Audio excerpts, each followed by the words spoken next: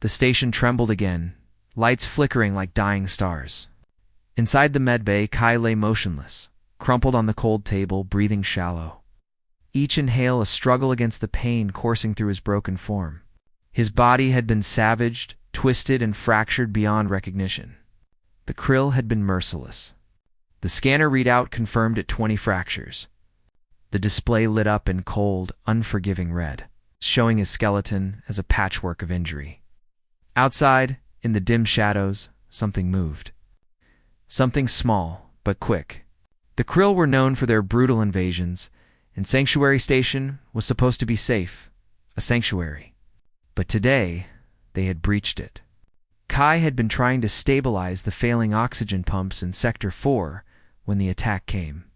3 krill, towering over 8 feet, armored in black exoskeletons that gleamed like obsidian, found him. Kai had fought. He had fought to survive, to protect the secret of the cubs, but it hadn't mattered. The krill wanted information. Information about the children who had been hidden here, refugees from a destroyed world. Children too young to even understand the war they were caught in. Kai had refused, and the krill had taken their payment in bones.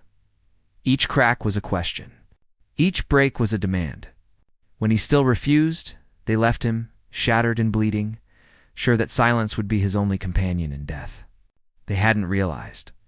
They hadn't known about the cubs. Ren was the first to find him. She had been smaller than most, not more than 3 feet tall, her silvery fur like moonlight. Her dark eyes scanned the blood-soaked scene, and for a moment she stood frozen. The one human who had taught her about Earth's ancient warriors, who had shown her the power of words and stories, lay before her, broken. She counted the fractures, one by one. 20 cracks. The krill would pay for this, Ren called out to her companion. Tavi, whispering orders in a soft language only the cubs understood. They would not let this go unanswered. Not when they had been taught to protect one another. Not when Kai had been their protector. As Kai drifted in and out of consciousness, he could hear them. Their voices high-pitched and melodic, communicating through the station's ventilation shafts. They had learned the language of humans. Kai had spent months teaching them how to understand Earth's languages.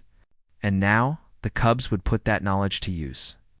They had no fear, only purpose. The medbay door hissed open. Kai could barely turn his head, expecting the krill to return and finish what they started. But it wasn't the krill. It was Ren, stepping into the room, her fur matted in blood, followed by 20 other cubs. They moved quickly, organized, each carrying something: tools, medical supplies, and weapons. Ren spoke, her voice heavy with determination. 20 cracks, she whispered, her paw on Kai's shattered hand. We counted every one. Now they'll pay. The cubs worked with precision. Some tended to Kai's wounds, applying makeshift bandages, while others prepared for the fight ahead. Ren stood at the center, coordinating everything with gestures and clicks. The krill are still here, she said, her voice firm, but they don't know what we've learned. Kai, despite his pain, wanted to tell them to run, to hide, but his body was betraying him. His bones screamed, and the exhaustion weighed heavily on him. Somewhere, though, amidst the pain, a part of him felt proud. Proud of these cubs. They had learned more from him than poetry. They had learned strength. Suddenly, the door slammed open. The first krill stepped inside, its mandibles clicking in anticipation. It saw Kai still alive and grinned. But it never saw the cubs. They struck from every angle: the vents, the shadows, from places the krill hadn't thought to check. The cubs, small but fierce, attacked with precision, exploiting every weak point in the krill's armor. They fought not for themselves, but for Kai, for the one who had protected them when they had no one. The fight was brutal but swift. The krill never stood a chance. When it was over, 3 of them lay dead on the floor, their bodies twisted and broken. The cubs, though battered and bruised, stood victorious.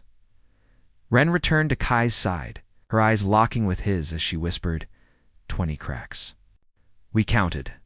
And now, they've paid. Kai, too exhausted to speak, managed a weak smile. His heart swelled with pride for these children.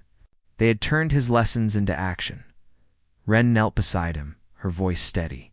"You taught us to fight, Kai. To protect those who can't protect themselves." We learned well. As Kai succumbed to unconsciousness once more, he heard the distant sound of reinforcements arriving Sanctuary Station's defense forces, alerted by the Cub's distress calls. Help was on the way, but it was already too late. The Cubs had already taken care of everything. When Kai woke, he would learn that the Cubs had held the medbay for hours, fighting off the Krill reinforcements until help arrived. Ariane had even negotiated with station security, her voice commanding, like someone who had seen too much too young. And from that day forward, the Krill never returned to Sanctuary Station. Some said it was because of the military response. Others knew better. It was because the Cubs had sent a message, not with words, but with action. They had counted every crack, and they had made sure the Krill paid. Asterisk, if you enjoyed this story. Don't forget to like, comment, and subscribe to the channel for more exciting content. Your support means the world to us. Hit the bell icon to stay updated on our latest videos.